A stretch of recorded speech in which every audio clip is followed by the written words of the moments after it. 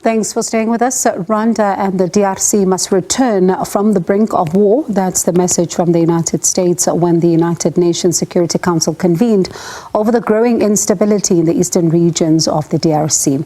The head of MONUSCO, the UN Peacekeeping Mission, described it as a deeply worrisome situation.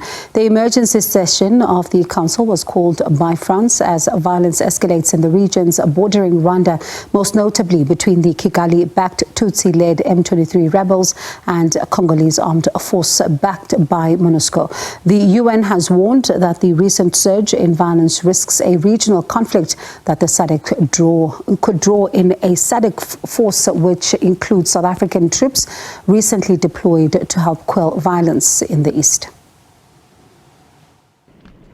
The Council on Tuesday also sanctioned 6 people from 5 different armed groups operating in eastern DRC, as violence again threatens whatever progress has been made in a broader conflict that has lasted decades. The United States firmly supports the sovereignty and territorial integrity of the DRC and lasting peace for all Congolese people. Rwanda and the DRC must walk back from the brink of war. Parties to the conflict and regional actors should immediately resume the Nairobi and Luanda processes. These regional diplomatic efforts, not military conflict, are the only path toward a negotiated solution and sustainable peace. The Council Sanctions Committee imposed an arms embargo, asset freeze and travel bans on 2 leaders of the Allied Democratic Forces.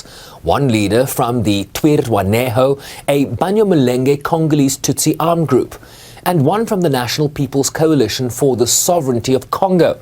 Additionally, the military spokesperson for the M23 and a leader of the Hutu-dominated Democratic Forces for the Liberation of Rwanda, or FDLR, were also listed.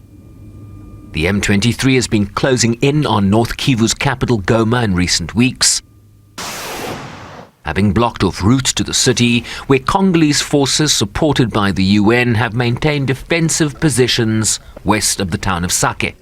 The recent attacks by the UN-sanctioned Rwanda-backed M23 armed group on Sake and near Goma are unacceptable. M23 must immediately cease hostilities and withdraw from the area, as it committed to regional leaders that it would do. Rwanda must end its support to M23. It must also withdraw Rwandan forces from Congolese territory and immediately remove any and all of its surface-to-air missile systems, which credible reporting indicates have been responsible for intentionally firing on the aerial assets of MONUSCO. As the envoys for both Rwanda and the DRC traded verbal blows in the Council, with Kigali's envoy taking issue with what they view as Kinshasa's collaboration with the FDLR, a Hutu militia that fled Rwanda after participating in the 1994 genocide. We are at the brink of a very serious catastrophe in the region as a result of this armed group. Hate speech and crude tribalism have become the currents of Congolese politics under the current administration. Currently, in the eastern DRC, ethnic discrimination and targeted killings have become the order of the day. Rwanda appeals to the Council to hold accountable the DRC government for peddling and encouraging spread of hate speech targeting part of its population. Rwanda will continue to call for accountability. This Council cannot continue to normalize hate and its consequences.